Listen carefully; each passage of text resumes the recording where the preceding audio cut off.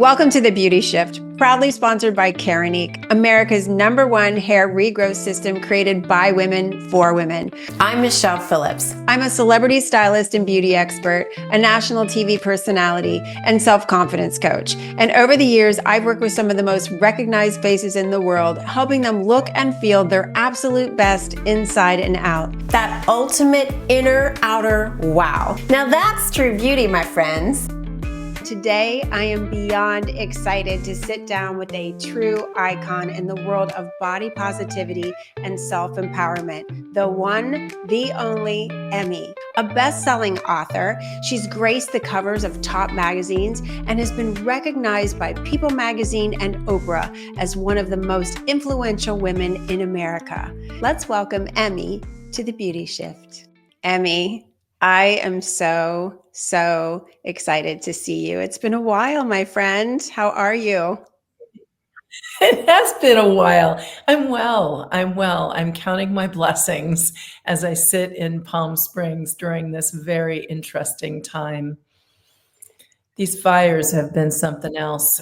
Feel very lucky that the structure that I was living in is still there. It's now a part of a cleanup and for toxicity and the ash and smoke removal. So just being patient until we can get back. And the question of air quality is pretty big.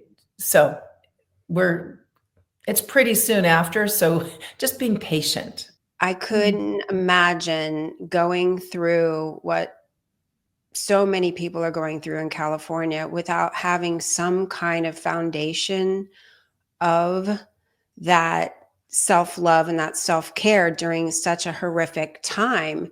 A lot of people push those things aside when times get rough. The saving grace that I've had is I have a choice every single moment of what I think about. And there are times, and being human, being frightened out of your mind, not knowing if your house is going to be standing or not. I did my very, very best to say, okay, let that be what it is. What can I lean on that I'm appreciative for? And so not only is it counting the blessings and counting all the things that are going right, it's reaching out and asking for help. Yeah. And not being afraid to look like a mess. Being displaced is not easy, but I am counting my blessings. I'm in Palm Springs. I have nothing to complain about. So I just said, in my moment to moment, when I'm feeling either panicked or I'm feeling unsettled, I don't need to feel that. That's my choice. That's my choice. You brought up so many points that I find that is such a struggle for a lot of my clients as well when I'm coaching women, as well as struggles I've been through on my own. It's okay not to be okay. That's really important, I think, for all of us to understand, is that a lot of times we feel like we got to be strong and we got to, everything's fine and keep it all together. No, that is the death of us. It's sometimes you just have to say, I'm not okay. I need help, and people want to help you. It's not a weakness. So I love that you bring that up. And then the other most important thing that I feel that I practice daily before I get out of bed in the morning, I do 30 minutes of gratitude. I mean, that's my meditation. Oh, that's great. We can either look at life every day at what's wrong, because there's always something that you can find wrong with anything, or we can look at what's right. And the more we focus on what's right and what we're grateful for, I feel the more we pull more of that energetically to us, right? Exactly. It's like whatever we focus on grows. I don't want this to sound strange, but it is going to sound a little odd. But I was actually congratulating myself when I was like, okay, what am I to learn from this? What am I what can I take from this? and sit with that question before I meditate. That has been slow in coming and profound.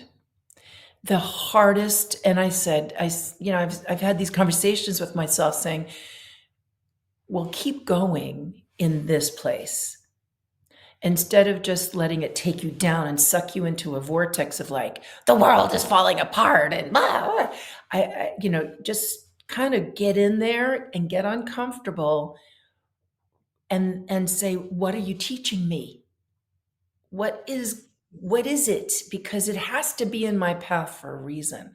And it doesn't have to be monumental. It can be something so simple, but in that is this huge nugget of like when something else might happen that you can then say again, what is my lesson here? Because obviously I was not a part of the planning of all this, right? So when something happens to us, I'm constantly saying to myself, and once again, I have my house. I have where I can go back to once it's cleaned up and the toxicity is better. So my perspective is definitely different than a lot of people that have lost everything. I just want to be really clear. I'm getting a lot of deep appreciation and gratitude by saying, "What am I learning about?" And it's about friendship, and it's about being vulnerable. It's okay because I've gotten some feedback that I could be pretty, you know, go for it, get out there and, charge the field and without any, prisoners and this slows me down and he says, okay, I'm hurting. It feels weird. It doesn't feel right. I feel so terrible for so many people that did lose a lot, everything. So it's nourishing to know that we do have a choice as to how to experience whatever is going on in our life. And I don't know, under the worst circumstances, if I will be able to continue. If some other stuff continues to happen, say, what can I learn from this? But right here and right now, that's the thing with the meditation, sitting and just allowing myself to do tonal work. I don't listen to a lot of music right now. Tone, all the chakras, all the tones. I have playlists that I put together, and it's like balm to my soul. Mm, And music or loud, aggressive folks, going, and I just am like, oh, I'll go over here and just be a little quieter right now. right. Yeah. Healing, letting that healing take Mhm. place. Many years ago, when I went through a terrible divorce, was in that abusive relationship that I write about in my book. I left the relationship, and the next thing you know, I was let go from my workplace because they were downsizing financially. And before you know it, I'm on food stamps and this close to homelessness with 3 kids. Meanwhile, working in the TV industry, what you always see on the outside isn't always what's going on the inside. And my best friend called me during that difficult time because I kept thinking maybe I should have stayed in that toxic relationship. Maybe it was safer, right? And my best friend called and said she had stage 4 cancer and 6 months to live. And that's when I realized I needed to stop feeling sorry for myself and going into that victim mode and start looking at what's right with my life. I had my health, I had my children, I have the tools. How do I want to learn from this? And how do I want to create my life moving forward from what I'm learning? And even my friend Lori, she taught me so much about how things and circumstances are going to come into our life that we have no control over. But exactly what you said, Emmy, we have the power to take what's happening and either learn from it and grow stronger and really allow ourselves to expand and move forward in a more positive way, or we can let it take us down and be victims and go down that vortex, that black Consume us. hole.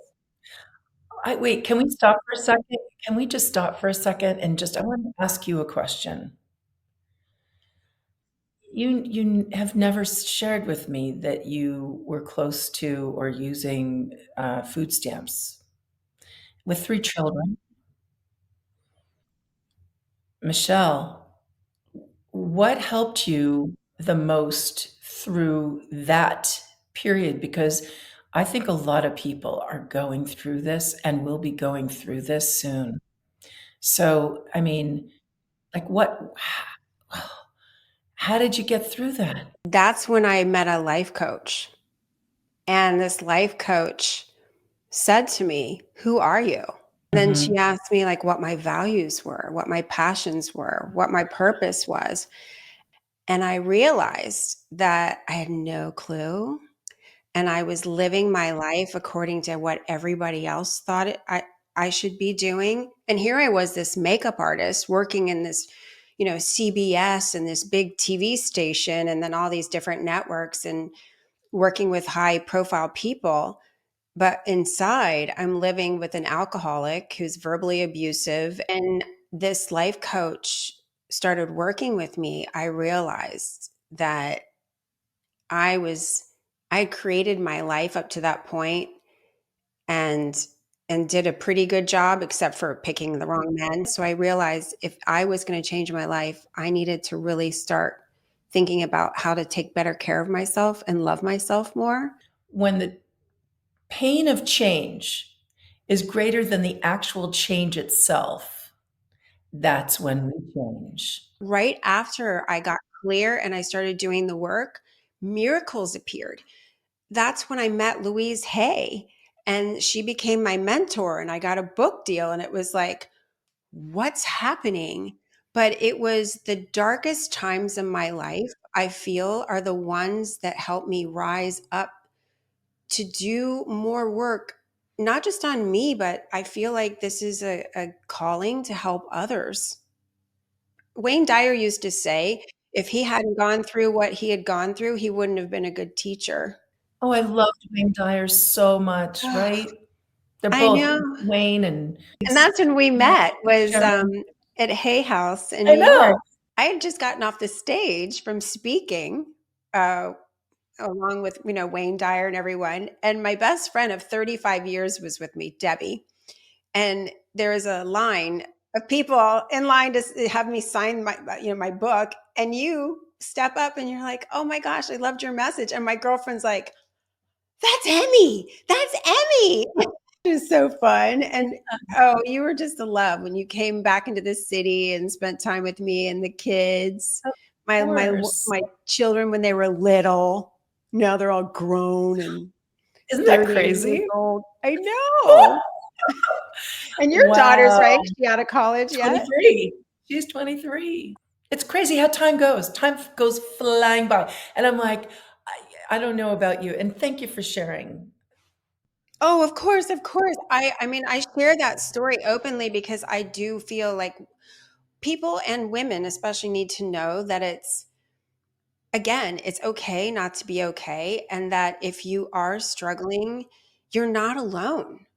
And the more that we can think about how we are all connected, having that extra smile for someone walking down the street or opening a door or I don't know, picking up something with off the ground when you're walking the dog or without complaining and going, I used to be that person. And it's how are you going to what kind of a day do you want to curate? How do you want to orchestrate your day? It starts before you put the feet on the ground, counting your blessings, doing the meditation, getting your head out of the way, getting focused, getting your energy, getting your chakras all lit up and going, and fueling your body with yummy, delicious food that really gives you good jet fuel for the day. Movement. I found the pool in Palm Springs, the little community pool. I have to be in a pool. and work out and swim to get, I have so much energy, Michelle, that if I don't get it out of myself, it's really bad. And this is I was born with a lot of energy. To think I'm older now and I still have a lot of energy. So getting my energy out and doing my treading and my running in the water and doing all my Pilates and fun and ballet, whatever, in my laps, that physical relationship with our soul and the beautiful vehicle that we have to Yes. be on this earth, that makes a profound impact with my responsibility on taking good care of it. But if we just ignore and we live from the neck up, then we cut our own time on this earth short. I agree with you. If I do not focus on exercise for myself an hour a day, and I mark off my calendar. Yeah. What I get from treading in the water, it helps me chill my ass out. Yep. Excuse me. But it Exactly. chills me out. And Yeah. then my body is like, yay, yay, yay. I know. And that's what I say to so many people, that women that come to me especially, and they say, I don't feel good. I feel tired. I feel run down. I don't sleep well. My hormones are whacked out. I'm like, move your body. Start moving, do whatever you can. And now I'm in bar 3, which is yoga, Pilates, strength training, cardio, and ends in a meditation. And I'm telling you, addicted to it because it's the mind body. And when you're in it, you don't have time to think about your to-do list. And if I walk in there stressed out, I leave just refreshed, and it's Wrung as if out. I've let go. Yeah, because again, what you're talking about, we have to learn how to let go. I was just watching Ted Lasso again with my husband. We love that show. And he said, be a goldfish. Mel Robbins. Oh, let Let them them.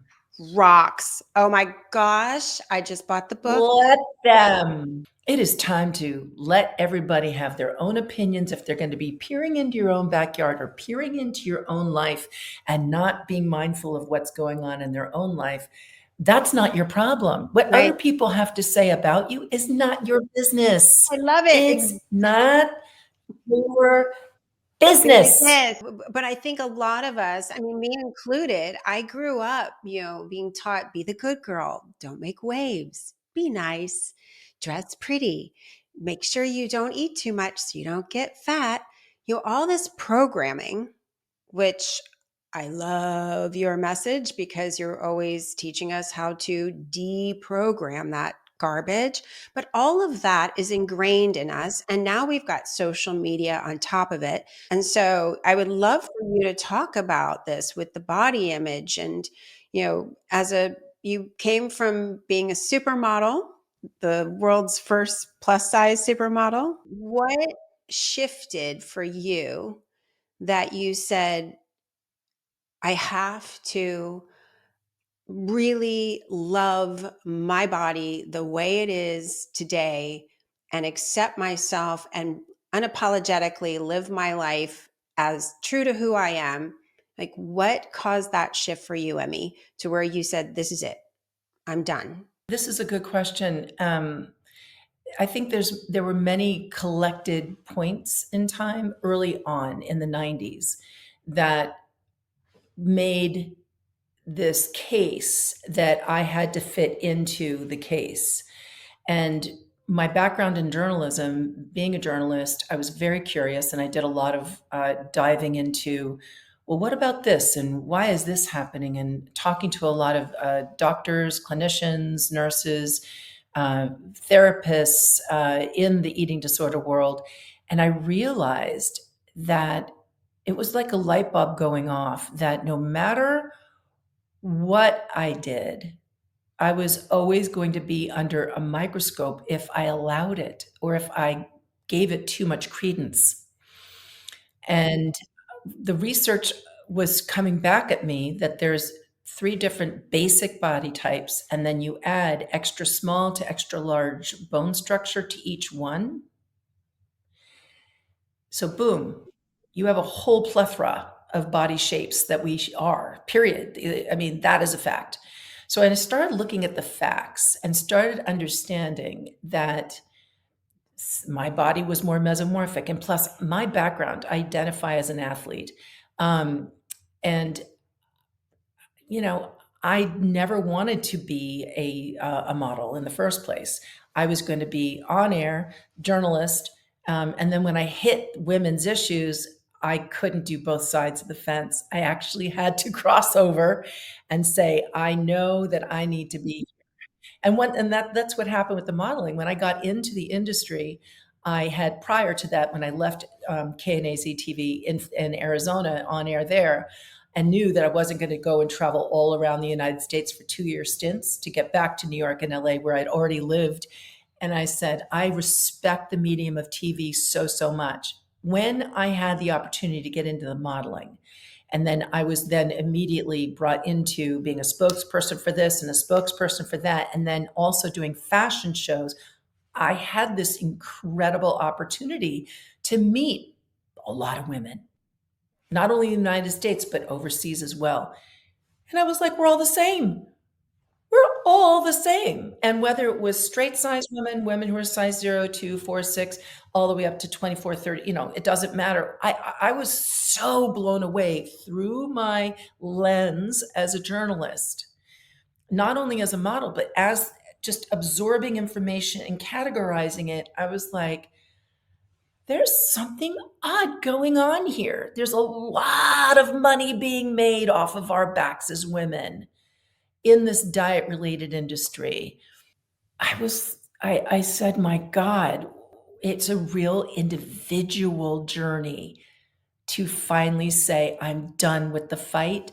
I'm into acceptance, and I'm going to accept my body. I don't have to be positive and jumping and sleeping and celebrating and all that, but I want to get to a place where me and my body are pals, where me and my body are girlfriends, united, and no one is going to come asunder and try and break us up, because this is my best friend. And I got to that place where it was very important for me, because I became a spokesperson of sorts on national level,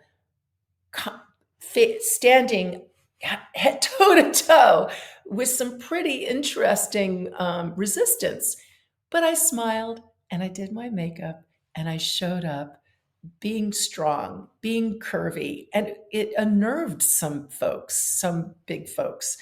And that's good and that's fine.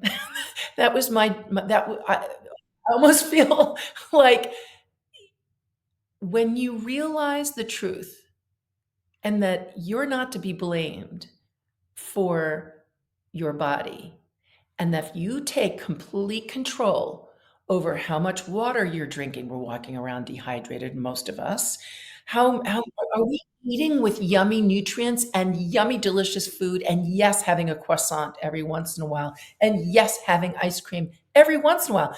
Don't you dare delete that out of your life.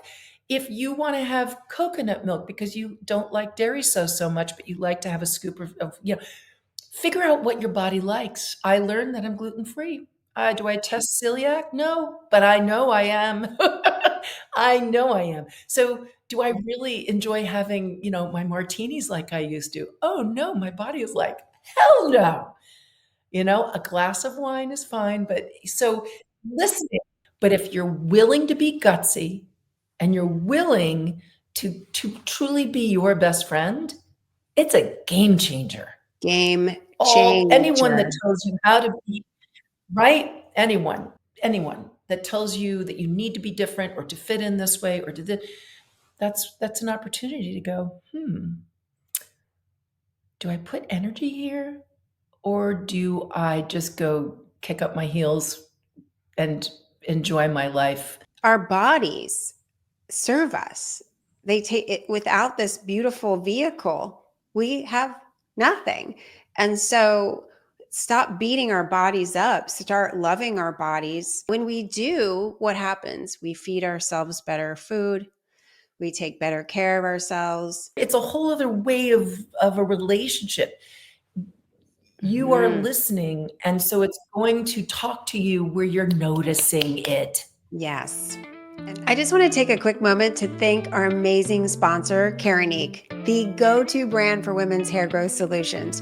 If you're looking for healthier, thicker, more beautiful hair, no matter what hair concerns you have, Keranique has got you covered. Their products are clinically proven and dermatologist recommended, offering a complete hair care system, including treatments, shampoos, conditioners, and supplements to help you achieve stronger, fuller looking hair from the inside out. So whether you're starting your hair growth journey or maintaining gorgeous, healthy locks, Keranique has a solution for you. And as a Beauty Shift listener, you get 25% off site-wide. All you have to do is head over to shop.keranique.com and use the promo code BeautyShift25 at checkout. Thanks again, Keranique, for supporting the Beauty Shift and helping women everywhere feel confident and beautiful. So now let's get back to the show. That you appeared before Congress on a subcommittee for body positivity and self-esteem. And I say I've known that, but I didn't know that you were like one of the first celebrities to ever do that. What was that experience like? It was awesome. And I felt so honored to be able to do my 10-minute pitch or it was less than, it was very short and quick, and you really needed to have your window where they go, okay, begin. And you pitch the reason why eating disorders and associated disorders were so important for the government to understand that this was a part of mental illness. I was working as an ambassador for the National Eating Disorders Association before it was called the National NEDA. It was EDAP or something like that. But I felt very, very strongly that I was speaking to the fathers, to the mothers on the panel. And I had to say that before I went in. I had to really visualize, who am I speaking to? Because they're way up here and it's all wood and, it's DC and this was pretty spectacular of an opportunity. And there were so many other people pitching their own stories of whether it was just being disabled, or there were all these people at that time. And I was shaking pretty hard. And then the moment that it was like, okay, go. I calmed down and then I just presented. There are moments in time that you don't realize that are really, really important. And that felt like it was one of those when I walked away that day, that there needs to be a lot more awareness around how we speak about the self, the body, publicly. And at that time, there was a lot of photoshopping. Now it's like you can't even control the photoshopping that takes place. And hopefully the young people understand that there's obviously digital alterations on images. It's a whole other ball of wax today. And I feel that we have younger people, younger generations that are in leaps and bounds so much more body aware and accepting of themselves and all their different arrays, that I'm just applauding them, because they've seen their parents tear themselves apart, not be happy at any given day, always saying that they're fat or they're too thin or they're not happy. When children see and hear what's going on in their world, then they're going to express the way that they want to be out of frustration or being pushed to, or, so we just have to be very, very aware about, if we want, no one is to blame here. We have to turn off the ads or not subscribe to certain magazines that have conflicting messages. The power of the purse is the most important impact point that we as a civilization on this globe can make when we feel that something is not serving us to the best of its ability. So, be aware of what you buy, be aware of what you invest in, because when money is not there for that product or that show or that magazine or whatever it might be, that doesn't help support it, then it's going to change it. So that when we invest with just purchasing toothpaste, right? Whatever, that we're making a conscious decision to invest in the values of that company. I know it sounds silly about toothpaste. You could name anything, You but could. think about that impact. That makes a big difference. Huge difference. And I love what you said about how basically we are the role models for our kids. When we say, oh, my butt's fat, or look at, my boobs are too small or too big, or my stomach or whatever, we start putting ourselves down, our children see that. They copy more what they see at home than they do on social media or at school. Believe it or not, I don't think parents realize your children will mimic you more than anyone else on this planet. So we have to be really mindful of that and set examples, and then becoming more and more conscious of, how am I putting myself down every day? I do want to ask you, though, about your thoughts in terms of how far we've come in the work that you're doing in the beauty industry and in the fashion industry. Being more inclusive. I've seen Victoria's Secret now has a lot more curvy models, and I see more and more women represented in beauty that are our age.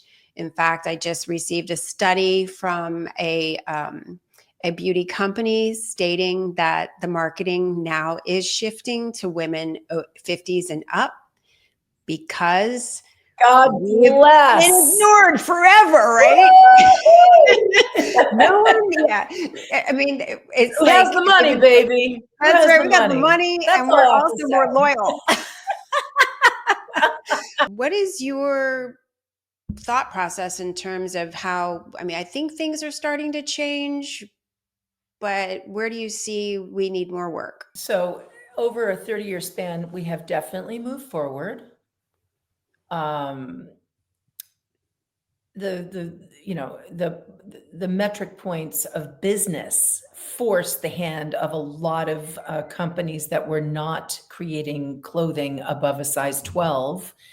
If companies wanted to go out of business, they were going out of business because they were not including 100 million women above a size 14 in their sizing program at stores, department stores, and so on. So the business got involved. And when you start looking at that kind of money left on the table, which still is mind-boggling, that the buying strategy, the 2, 3, 4, 2, 3, depending on the sizing, is not changed from the 1950s, because the data that is out there, 14s, 12s, 14s, 16s, 18s fly out and they're not replenished.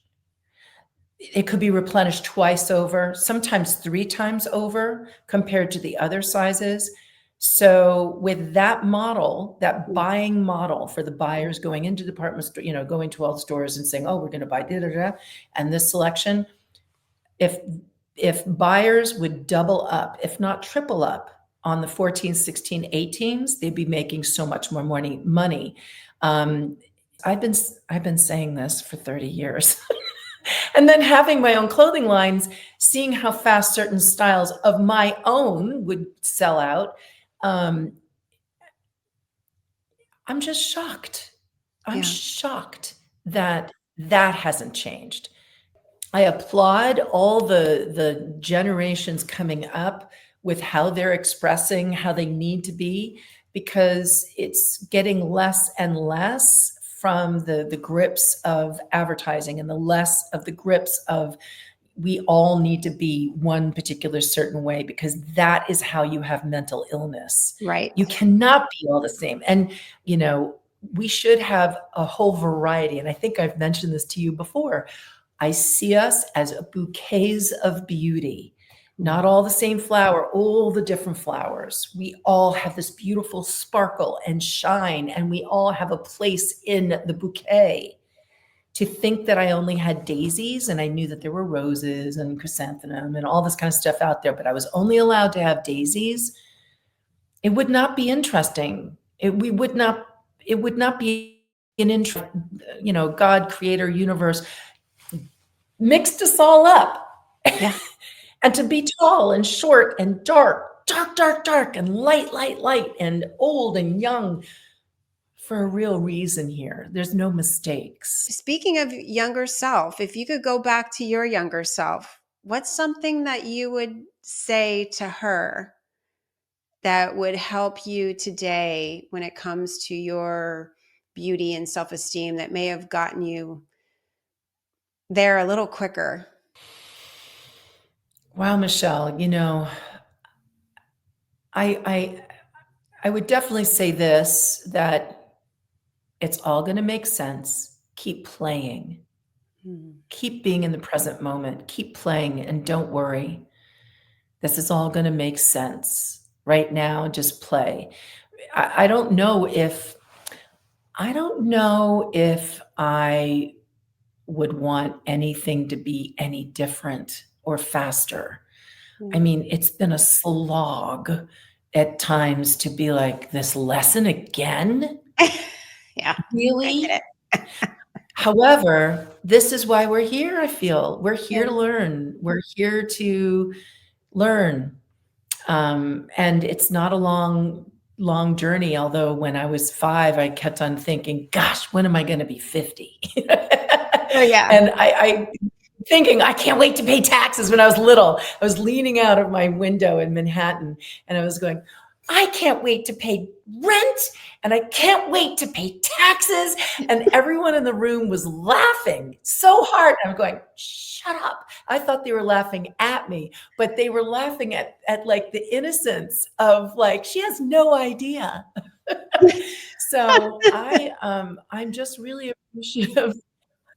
I'm appreciative that today I am breathing deep, intentional breaths. I am giving myself peace through the music that I listen to, through the relationships and the conversations that I'm having.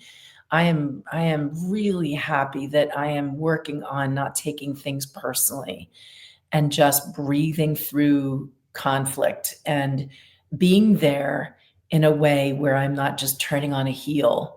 I'm open more to very hard, difficult conversations.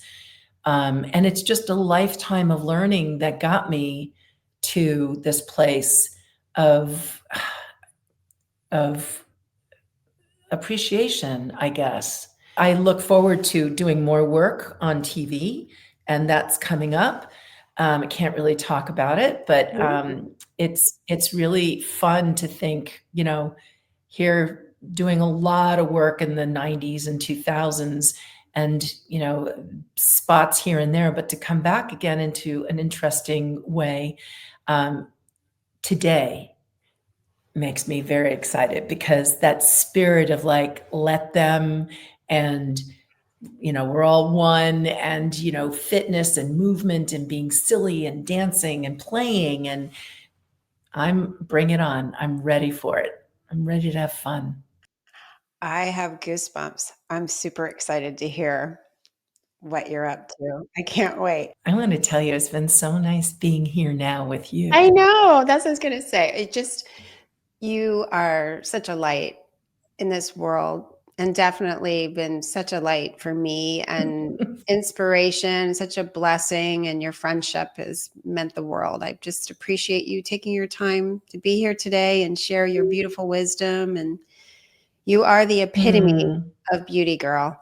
You are the epitome of beauty, inside and Thank you, out. girlfriend. I mean that. It's Just, so I love you sweet. so much. And I'm just so grateful for your Mm. time and Michelle, excited for everything you're thank doing. you. And I know things have been tough, but again, through it all, you're inspiring and sharing hope. And that's Hope. important. Hope. For a Thank lot of you. people need That's hope. hope. Hope and love, you Yeah. know? I'm gonna cry. Yeah. We're gonna end in crying. But it is. You're Well, just hope is the hope important. is so important because so many people do struggle, and everything we're Mhm. sharing today is not always easy, but there's simple Yeah. things that if just one step at a time, You start to implement. And when you want to be really silly, you got to get yourself out of whatever you're feeling. You got to look down at your feet. You got to say, my feet stink, my feet stink, my feet stink. To shake it up. Out of your thing. Or jump up and down and do a jig or something. Turn on some music and dance, and you got to come visit too, and we'll go do it together. Okay. Oh, I love that. Well, thank you again, my friend. Send you lots of love. You are so welcome, Michelle. Wow. What an incredible conversation. Emme, your wisdom, energy, and passion for helping women embrace themselves fully is so incredibly powerful. Thank you for sharing your journey, your insights, and your heart with us today. And if there's one key takeaway from our conversation, it's this: you are worthy exactly as you are. Your body is a beautiful, miraculous force, and true confidence comes from embracing yourself, not from fitting into society's ever-changing standards. If you'd like to connect with Emme and learn more about her books, her coaching, and upcoming projects, be sure to visit her website, emmestyle.com. Thank you so much for joining us today on The Beauty Shift. I want to take a moment to thank our sponsor, Keranique, America's #1 hair regrowth system created by women for women. I hope you enjoyed the show, and if you did, please feel free to share with your friends, and don't forget to subscribe so you don't miss an episode. And if you'd like to receive my free beauty and wellness gifts, just go to my website, michellephillips.com. I also invite you to join my social media community on Facebook and Instagram, Michelle Phillips Beauty.